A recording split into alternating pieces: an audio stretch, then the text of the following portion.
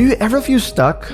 Like you're not sure how you arrived at this point, but you just feel that your life could be better? Well, if this is your case, then a powerful solution is beginning with the end in mind. In other words, visualizing clearly the life you want in the future and then working your way backwards. And an essential part of this, which we'll discuss today, is having clear values that guide your actions. So I thought it'd be a good idea to invite Ethan for a conversation about it and ask him about how he uses values to live his best life. Also, stick around until the end because we're going to tell you about the most common pronunciation mistake that English learners make and how you can stop making it. And by the way, if you would really love to go from feeling lost and insecure when you have to communicate in English to feeling like a confident, natural English speaker, almost like you do in your mother tongue, then we help you to do that every single week with new lessons like this. So hit that subscribe button and the bell down below and you won't miss a single new one. So in this lesson, you are getting some advanced vocabulary like decipher, out of the blue, corny, and more.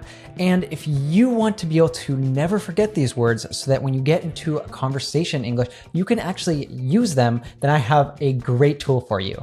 It's the RealLife English app, and it's free to download right now in your favorite app store. Now, on this app, not only do you get full-length podcast lessons, which by the way, the lesson you're watching right now is just an excerpt from a full lesson where we covered all sorts of other great topics and tons more vocabulary, but you also will get vocabulary flashcards that use an innovative technology called spaced repetition. Now, why should you care about spaced repetition? Because this works alongside your brain to help remind you of words and expressions that you learn right when you're about to forget them. So you never again have that experience of being in a conversation and knowing that you've learned a word before that you want to use, but it's just simply not coming to your mouth. So what are you waiting for? You will get the best possible experience with these podcast lessons with so many helpful tools, and you can get this lesson for free right now by clicking the link down in the description below or simply searching for RealLife English in the Apple App Store or Google Play Store. See you there. All right, Ethan. So we're talking today all about personal values. And to start, I want to just ask a very honest question because I know that most people I know, friends, family, they haven't done this. They haven't really clarified what are their personal values. But the question is, why do you think it's harder to succeed without setting personal values? So I think, first of all, Izzy, it's important to recognize that all of us have values, whether or not we sit down and do the work to actually figure out what they are or to be deliberate about the values that we want to follow. So by default, you have them. And maybe some of them aren't actually the values that you would like to live your best life by, right? So I think that a really nice metaphor is that values are like a compass, like that thing that if you're lost in the woods, you would use to find which direction you're heading. So it's like a compass for your behavior, for the direction that you want to go in your life, for the life that you want to lead. So actually doing the work to sit down and think about, okay, what values are important to me? What values do I want to live my life by? Then it helps to, it's no guarantee, but I think it helps to get you on the right track towards the life that you want to live. You're using the phrase like to live by values, the life that you want to live by. What does that mean? That phrase, to live by something. So if you live your life by something, it's that thing guides you, or it's showing that that's something that you consider essential or super important to you. So some people live their life by a religion or a philosophy, right? Mm-hmm. Sometimes we hear a very powerful quote, and then the response sometimes is like words to live by. Oh, nice. Yeah. Right. So I want to hear about something that you live by. I wanted to talk about one that's been more recent for me, actually, like in the last, let's say 6 to 9 months. And so much so that I actually got it tattooed kind of recently. I don't know if you guys can see that. If not, I can show a picture. But I have a tattoo that says track joy. That's one of my core values that I follow now. And actually, because I have to translate this sometimes when people ask me here to Catalan or Spanish, right? And it's something that makes a lot more sense in English. And I'll tell the story behind it. But track in this sense is that you're trying to find something. And this comes from, I believe, you're familiar with him, 𝗏𝗏. So it kind of came out of a podcast that I listened to him probably 2 years ago now. And I've listened to that podcast a couple times. It's amazing. We can definitely link it in the show notes. And I read his book. He's written several books, but he has a book called The Lion Tracker's Guide to Life. And he is a tracker, meaning a person who helps to find animals. And this is something that people used to do for hunting, and nowadays it's more for tourism in the country that he lives in South Africa. And there's a quote from the book when I read it a couple of years ago that really impacted me. I think it's just been in the last months that I have really embraced this as something that I want to have as a personal guiding value. It's track joy. So I have actually the quote too. I got it like a poster made and I printed it out, and it's like, I'm looking at it right now. It's right here behind my computer. So it says, track what makes you feel good and bring more of it into your life. Notice what makes you feel lousy and do less of it. There's a really nice word here that people probably don't know, lousy. What does that mean? If something makes you feel lousy? It makes you feel miserable or bad. Like you don't feel like emotionally so well or mentally. But lousy more literally, it's like messy in a, like dirty, right? Another really nice word for this that's very colloquial is crummy. Like you feel crummy. So that's very simple, easier said than done. Like track what makes you feel good and bring more of it into your life. Notice what makes you feel lousy and do less of it. And he actually has this philosophy that's called the path of not here. That oftentimes we have this restlessness or aimlessness in our lives. And I think that was kind of the case for me several months ago. And it's something I'm recuperating from in some sense, that I was on what he calls the path of not here, meaning that it's the sense that something is off, something isn't right in my life. And I know that, but I don't know how to get back to the path of here, the right path, the path that I'm meant to be on in my life. And coincidentally or not, at this point, I discovered a woman named Martha Beck, who's a life coach, very famous in the United States. And she actually, I just found this out later. It's kind of interesting how these things happen, but she was 𝗏𝗏's or is 𝗏𝗏's life coach. So he's learned a lot from her, and it just like got the connection much later after I had discovered her. You said the word restlessness. Is that it? It's a very long word, but could you break that down? Because I feel there's like three parts in that word, right? There's a word formation there, you could say. Nice. So rest, if you rest, you sleep or you recuperate energy. When we add that suffix less to something, it means you're without that thing. So you're without rest. And then when you add ness, it usually just turns a like restless, an adjective, into a noun. So it's like restlessness is the state of being without rest.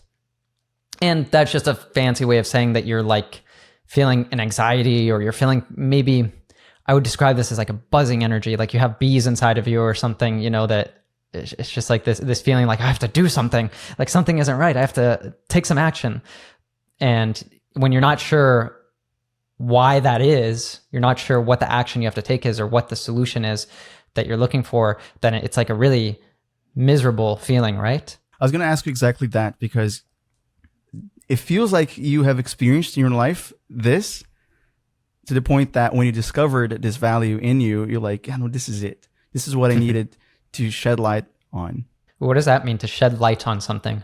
To make it clear, to make it apparent and visible in something that you're aware of, right? It's like literally it's just like to turn like light on and you can make it visible, right? But anyway, what would you say would be a situation in your life that you were feeling on the path of not here, and then suddenly, now that you have this value more clarified to you, you feel like, I'm not going to do this. I'm going to stop doing this. Yeah, so that's the hard thing, is that I don't think it was just one thing. It wasn't just one change I need to make and then everything was all right. I was kind of stuck in a rut. And I think it was maybe because my life had kind of gone into autopilot. Like I was just going through the motions. I'm using a lot of expressions here, by the way. And of course, you can study the vocabulary flashcards and learn these. But I was on autopilot, going through the motions. And, I realized like, okay, this isn't working for me anymore. The way that I'm going about doing things isn't working anymore. And I had several transformative experiences over the last months, and it's something I'm still figuring out. maybe one part of this was just being less in touch with my spiritual side. Like it was something when I was younger that outside of when I got out of university, I got really into like meditation and more spiritual practices and so on. And I think in the last years, I just felt, too busy for that. And I was ignoring that part. And I wanted to come back to Martha Beck that I was mentioning, because discovering her, it was sort of this turning point for me, because it helped me to realize this. I listened to a podcast with her on Huberman. We can link this in the show notes. And then I listened to another one with Tim Ferriss. And something, when I was listening to her, it just like pointed to something in me that I was like, oh my God, like this is so true. This is just like exactly what I needed to hear. And I read a book by her called The Way of Integrity. And I actually brought some small clips from interviews with her that I wanted to share with you all, and that kind of talk a little bit about some of her philosophy. But she's brilliant. Anything I listen to with her, I'm always just like nodding my head like, oh yes, like that's the stuff. Really resonate with it, right? Exactly. What does that mean if you resonate with something? It's just that, like, you feel it inside of you. Like, it's something that's outside of you that inside of you also feels like true. Mm-hmm. So it's resonating. I wanted to point out before I play the clips, just a few things that I think will help with understanding better. So one thing that she says is seek a certain type of success. So she's talking about how society, how the culture that we live in, how it pressures us to seek a certain type of success. What does it mean if we use seek in this way? It's to search, right? To try and find something. So something else, it's not exactly an expression, but it's a saying that she brings up in the video that might be kind of difficult to understand. And it's that the mind is a wonderful servant, but a terrible master. So a servant is someone that serves someone else. Sometimes back in the day, it might have actually been like someone who is a slave, but nowadays it's probably not the word that we would use as much for a servant, right? It's someone who might be paid by someone who's wealthy to do different things for them, especially around the house and so on. And a master is like the person who gives orders, right? So it's kind of saying that like your mind can do wonderful things for you, kind of when you're in control of it. But if you let your mind control you, especially just like the thoughts that are buzzing around in our mind all the time, then in general, it's not going to put you in a good place. You'll probably be feeling anxious and you'll be overthinking things, and yeah, you won't be in control of your life. I think most people don't know that they are not their minds, right? That their minds Exactly. could actually be more like a tool, that you control it. Most definitely. The final thing is a nail. She's talking about a metaphor of you're standing on a nail. So what's a nail in this sense? Well, an actual nail is the thing that you hammer on a wall, the metal thingy, so you can hang like a painting, for example, right? But in this case, like if you stand on a nail, that's just uncomfortable, right? I think it just means or painful, even. Painful. Yeah. So let's go ahead and watch those couple clips. And integrity doesn't mean what most people think it does, at least not here. It comes from the word integer, which means one thing. And being in integrity is being whole and undivided. So there's no part of you that's divided from your true self. So when they're socialized to do something like seek a certain type of success, if that's not according to your true nature and your culture pulls you toward it, you leave your nature to serve your culture. And what that does is it splits you in two. So you're no longer in integrity, you're in duplicity. But you don't actually even know it with the conscious mind. You feel it in the heart, you feel it in the body and the soul, but the mind is clueless because it's a cultural tool. That's why I love the saying that the mind is a wonderful servant, but a terrible master. So when we go to serve our cultural ideas of what joy is, we leave our true nature. And always that causes suffering, which is a huge gift, because suffering is the only thing that will get our attention enough to say, wait, I need to change my life. So if it weren't suffering, we would not pay attention to it, and we would never find the path of our right self, our true self, our one individual path that no one else can ever have. But one addiction specialist I know says it's like they're standing on a nail and trying to take enough drugs to stop the pain. But that is not what you need to do when you're standing on a nail. You need to take the nail out. And the nail is the part of your life that you're living that's out of integrity with your true nature because other people want you to live that way. Amazing. It really feels like this could be a more universal value, right, for people in general, because it's kind of meta. It's kind of like about values themselves. It's true. Right? Because like recognizing what is it and having that value of seeking for value, seeking for what resonates with you. Her whole body of work really is about getting in touch with your inner truth, which your values help you to get in touch with your inner truth. So like, as she said, you're not in duplicity. In other words, you don't have these two parts of yourselves, like the part that's trying to conform to society, to your culture, and the part of you that actually is that unique inner self that sort of knows what it wants and that you need to be aligned with in order to make your unique impact on the world, right? And I think that it's really interesting what she said about suffering. So a lot of times people think suffering is the same as pain, but they're actually two different things, because pain is something that usually is not optional, right? Like if you step on a nail, or if you fall down a hill or something like that, you'll be in pain. It's a natural human reaction. But whether or not you want to suffer from that pain is optional. And suffering is caused by this, it's caused by our mind. Like, that's when your mind is the master of you, then you're just like in this loop about the suffering, about like the story that you're telling yourself about why the pain is bad and you need it to end and it needs to go away. And that can be physical pain or it can be emotional pain. A lot of times, I think nowadays, most of us are just suffering from so much emotional pain, like all the time. We don't need to suffer from it. We can get on a path to not be suffering from it. And I think that's what she's pushing us. And just a final note on that is the second clip is basically what she's saying, right? Is that's kind of like you're standing on a nail and you're taking drugs. It could be, figuratively speaking, you're taking drugs. So, it might be that you're doing things like you're scrolling through Instagram. You're like on the death scroll of Instagram to try to distract yourself away from your life, from the things that you really need to deal with, from that duplicity of doing things that are out of integrity with your inner values because you feel like it's what you need to do based on societal pressures.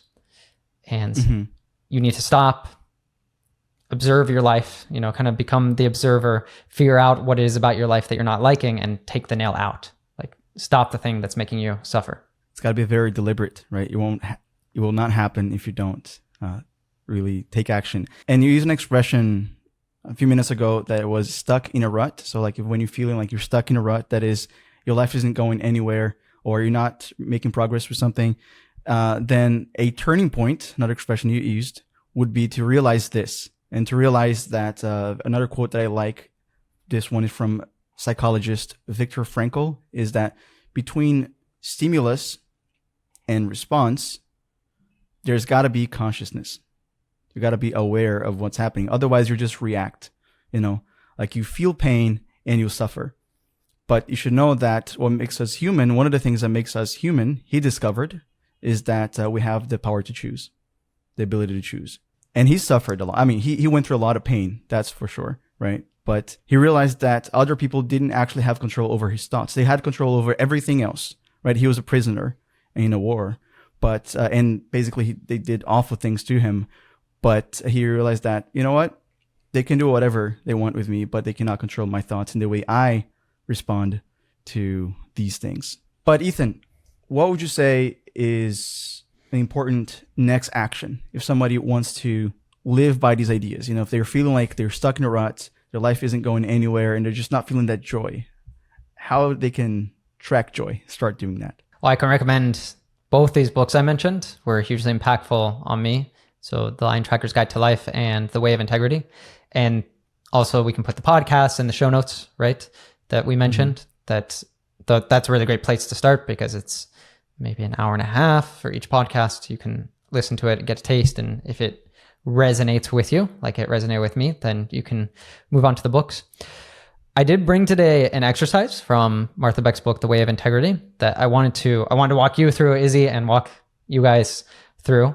So if you have a piece of paper there, you can take notes. I highly recommend you guys, if you have a note, if you're watching this on your phone, maybe you have a notepad, or if you have a pen and a paper, that'll help for it. So amazing. Let me just share an introduction that she gives to this exercise. So the exercise is called Meeting Your Inner Teacher.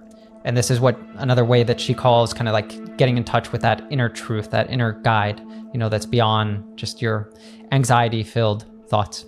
So she says, maybe you've never had an experience of pure, sweet integrity. Maybe you're remembering an experience of feeling briefly but totally aligned with your own truth. Do you want that feeling back? Here's a way you can access your inner teacher right now. Step 1. Take a moment to think of a few things you consistently make yourself do, even though you don't really want to do them. So let me give some examples. It could be like a house chore. It could be maybe at work, having to participate in a bunch of Zoom meetings. Anything, just take a moment to think of that and take note of it.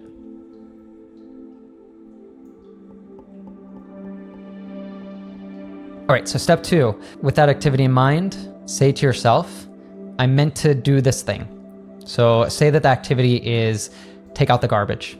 Maybe you have a partner and your partner's always getting on you like, take out the garbage, but it's something that you just really hate to do, or you just dislike it. You feel like every time you have to do it, right? So what I want you to do is just in your head, mentally repeat to yourself, I meant to take out the garbage, or I meant to do this thing that I feel like I'm supposed to do. As you repeat, I meant to take out the garbage, notice any physical sensations. So try to scan your body. If you've never done this before, if you're not in touch with your bodily sensations, this for me is something I've been just getting to know in the last years of doing therapy. But just try to kind of like scan the sensations in your body and noticing anything in your muscles and your joints. You might go from top to bottom, like maybe in your head, in your throat, in your chest, in your stomach, in your skin, and write down anything you notice as you're repeating this thought in your head. I'm meant to take out the garbage, or I'm meant to do this thing.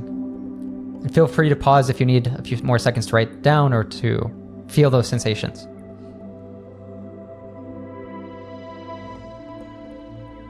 And now turn your attention to your emotions. So continue repeating in your head this phrase. What emotional reactions arise? Do you feel anxiety, maybe bliss, apathy?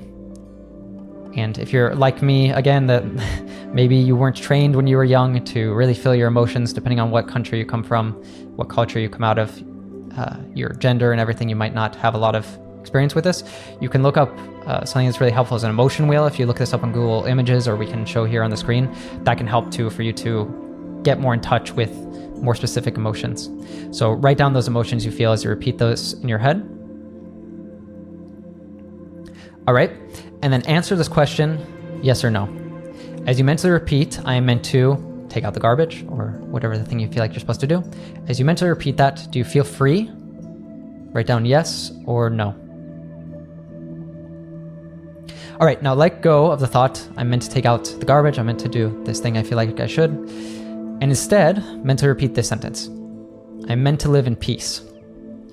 You don't have to actually believe it right now, but just repeat it in your mind over and over. I'm meant to live in peace.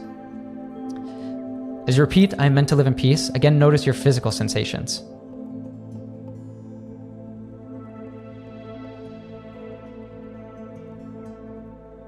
Scan your whole body with attention and write down what you're feeling physically as you repeat that in your head. And then continuing to repeat that in your head, notice any emotions that arise and write down what those emotions are.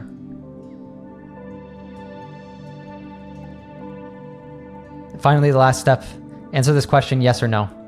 As you mentally repeat, I am meant to live in peace, do you feel free? Write down yes or no.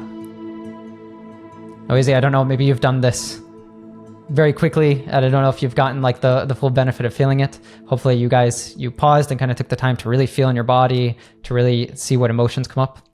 But here's what she says is the point of this exercise. So she says that the takeaway from this exercise is simple.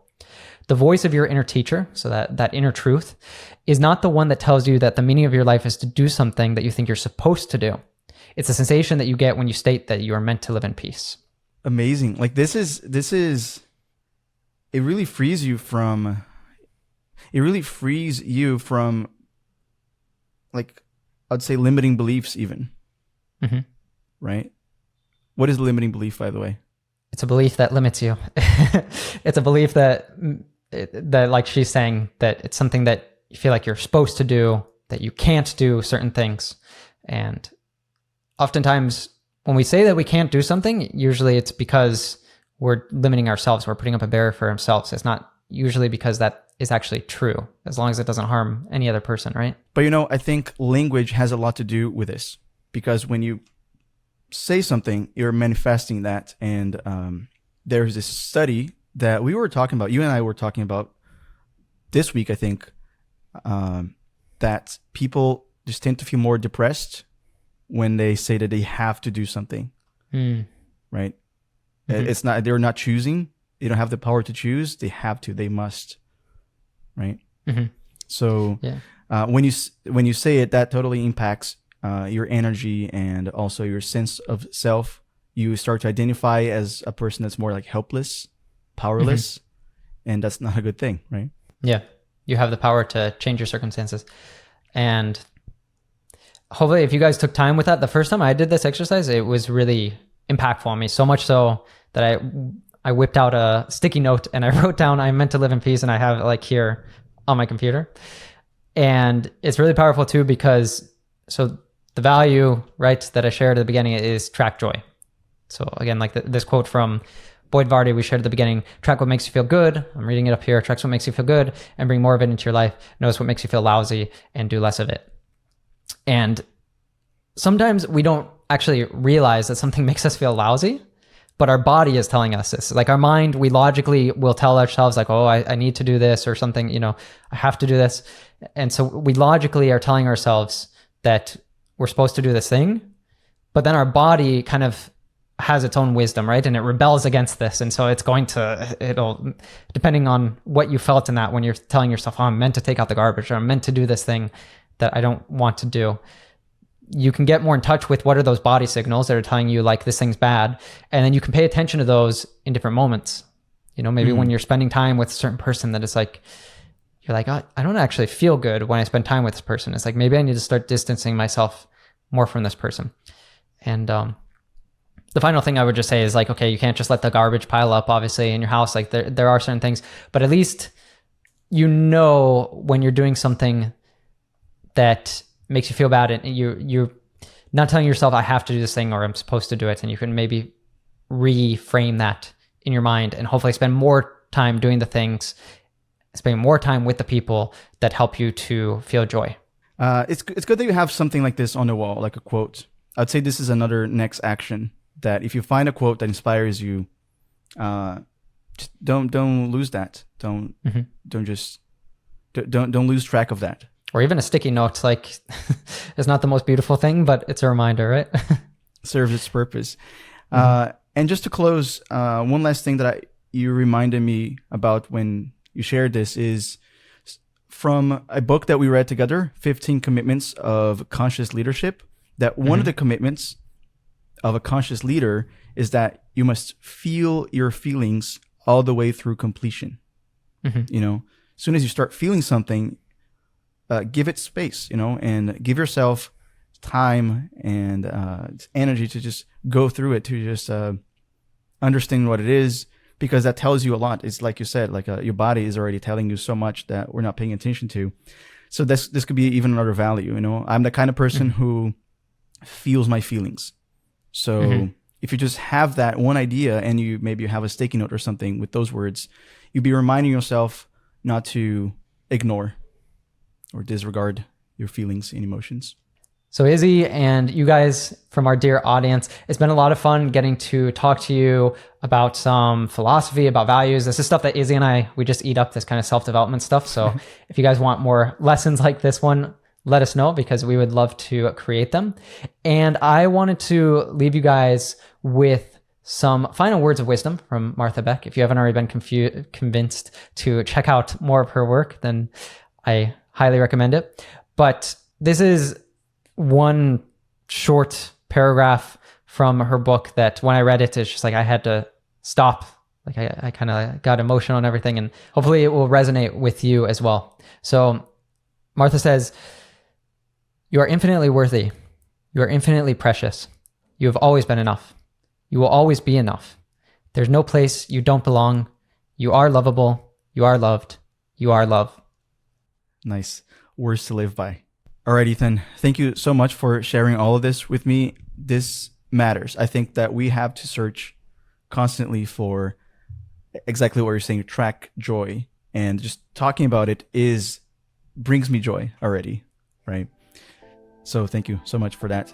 All right, guys. Now, if you are interested in watching or listening to the full episode, including this next part about the difference between can or can't, you want to head over to the RealLife app right now. Just click the link in the description below and you'll be taken straight to this lesson on the app. And on there, you also get to practice with the advanced words that you learned today. We give you an interactive transcript where you can tap on the words. It really is the best way that you can learn with our lessons and become more fluent, more natural, confident when you speak English. So come and join me right now on the RealLife app. And as we always say here at RealLife, no matter what divides us, that which unites us is far greater. 1, 2, 3. Oh, yeah. Until the end, you'll discover how to make English easier to learn and remember by exploring the origin of words, where they come from, and why they are the way they are. And we're gonna aim to turn frustration into curiosity and help you embrace English's quirks instead of fighting them. So I have here in the studio with me today, 𝗥𝗲𝗹𝗟𝗶, who is actually a huge fan of etymology. Etymology is exactly the science, the studies of the origin of words. So, hey 𝗥𝗲𝗹. Hi, Jdh. It's so great to be back.